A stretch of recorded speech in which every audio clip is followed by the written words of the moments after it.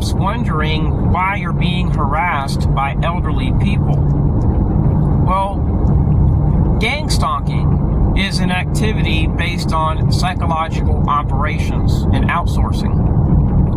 So what they do is they turn to people which want to serve their government. Well, at least they think they're doing that. There are clandestine components of our system which thrive off of violence. There are violence predictors in these activities. And our president, our national security apparatus, even members of Congress do not have oversight into what these activities are about at times. Many of them don't even have a top secret clearance. So they can't uphold our Constitution if they don't have a secret clearance and they know what potentially is going on, if they are being asked to intervene. So it's not even worth contacting most of them.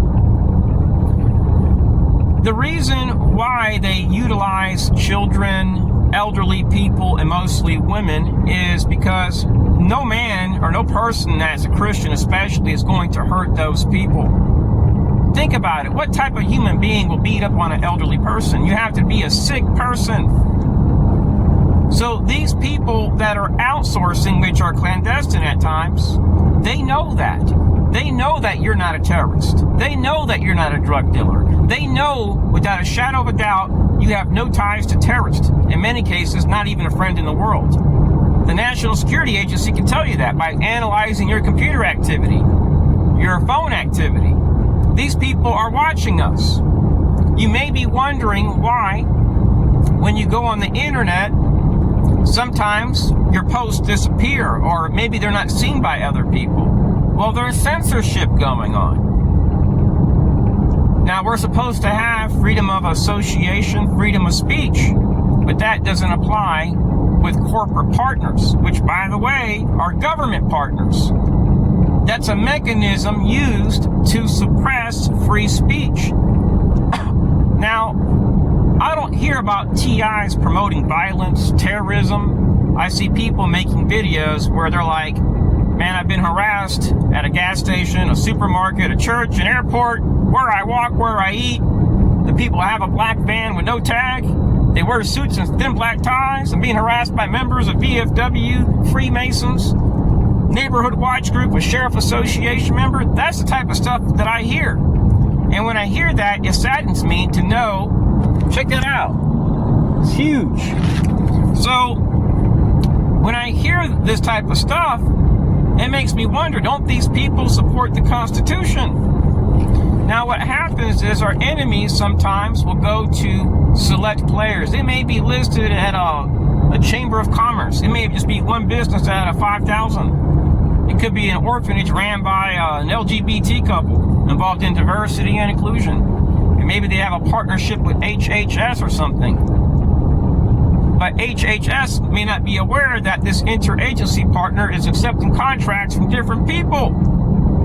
And that the people running a place are actually ex-Marines or reservists. And they're applying for contracts behind that business. It can be a guy that's a reservist in the Army down the road from your house. Maybe he's a painter. And he's listed himself on every different site that he can think of when it comes as far as receiving defense contracts. A lot of people work from home. So you're perhaps wondering, well, how are these people finding you? Why are they going into a supermarket and just walking up to you and going, and then walking right out, doing it for years, every day?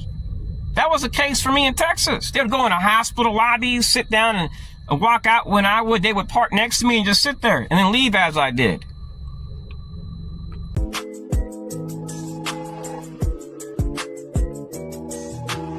The Central Command Platform gives key decision makers easy access to advanced surveillance options. Using the icons at the top, we can toggle the visibility of the subjects we want to view. We'll tap the human icon to activate their visibility. This gives us a real-time view of all the subjects in our jurisdiction. Let's use the search bar to find a specific subject. Here, we can search by typing in the name of a subject or search with an image of the subject's face. First, let's try typing in the name of our subject. In this case, there were 2 people with the same name found in our jurisdiction. We can tap a subject's live location to see more details.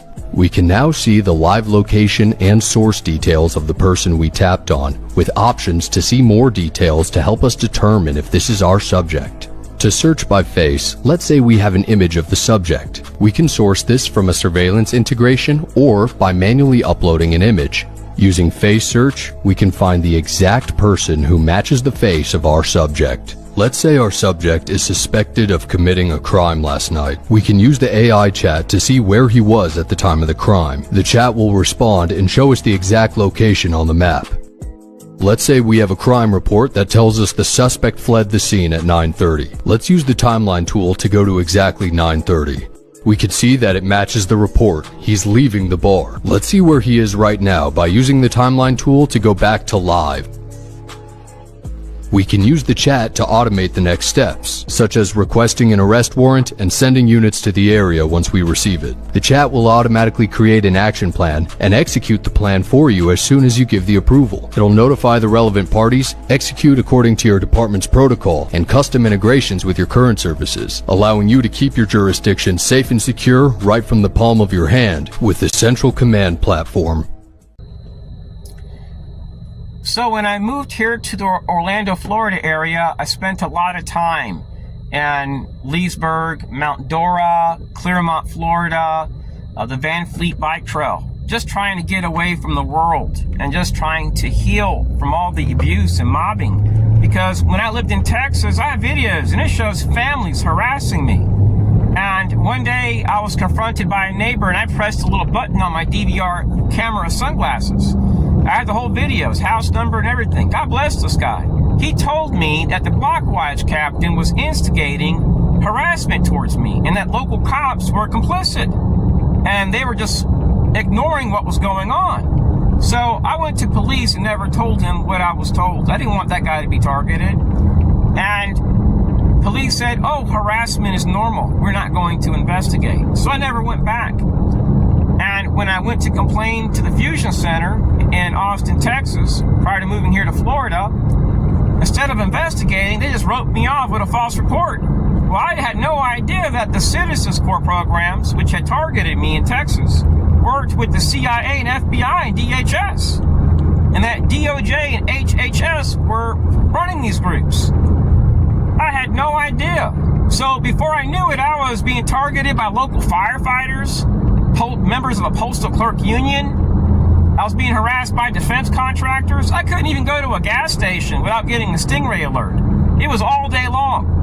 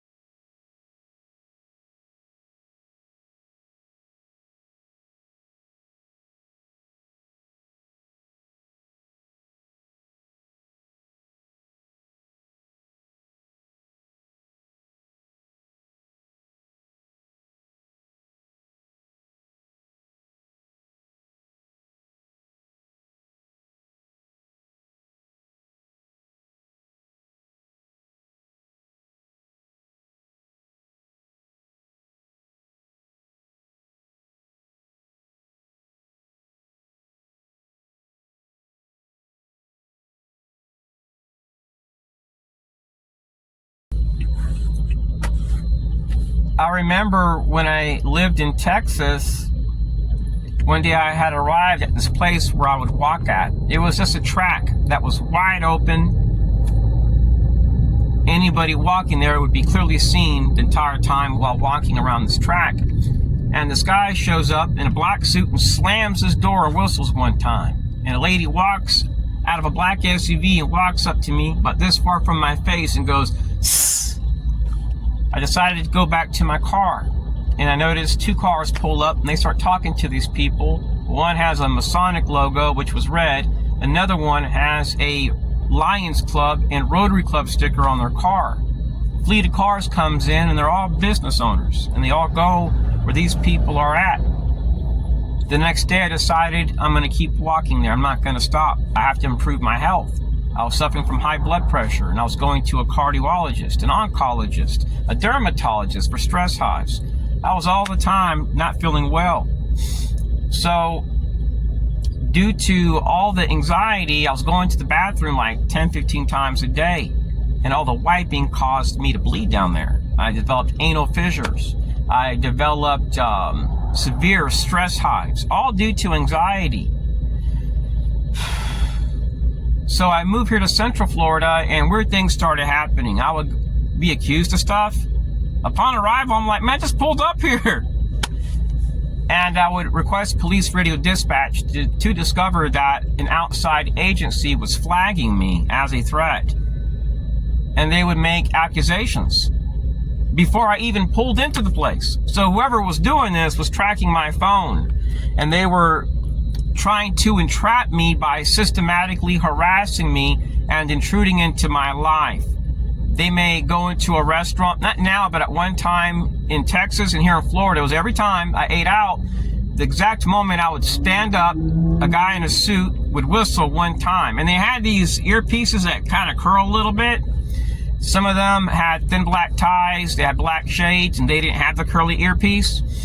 These people started showing up at different places. And one day I went to a bathroom, and this guy walks in and goes, "Sss," and spit particles are flying all over, getting all over my face. And he says, "Do something." And I had remembered a fleet of black SUVs pulling in there. I was like, I'm gonna get up out of this place. So yesterday I'm at this very rural place and I'm just with my fishing rod.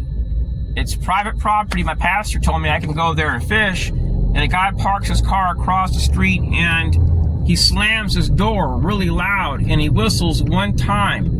And then he gets back into his car and I can see smoke and hear that screeching sound. He had mashed the gas really hard, the pedal hard, and left a little black line in the road. Sometimes they'll make their presence known, and on a different channel, I made a video there where anytime I went, somebody would get behind my car or stop and honk the horn. None of these people know me.